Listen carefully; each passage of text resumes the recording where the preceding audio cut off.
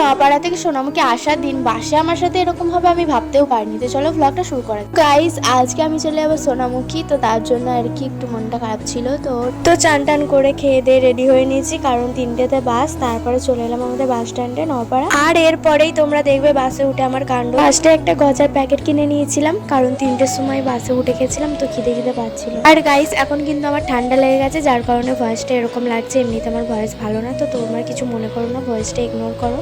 তো তারপরে মা এখানে একটা গোলাপি আইসক্রিম কিনে দিল, কারণ বর্ধমানে চলে এসেছি।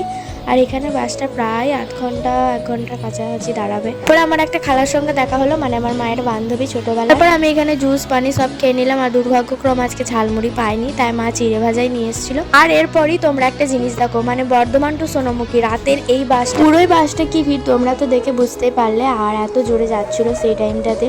তো মোটামুটি ঠিকঠাকই চলছিল। চলতে চলতে বাসে আবার খিদে পেয়ে গেল, তাই কারণে চলে এলাম আবার তেল। আর এতক্ষণ বাসে চেপে আমার অবস্থা তো একদমই খারাপ। তো আমি সোনামুখী চলে এসেছি। তোমরা ভিডিওটা কে কোথা থেকে দেখলে জানো।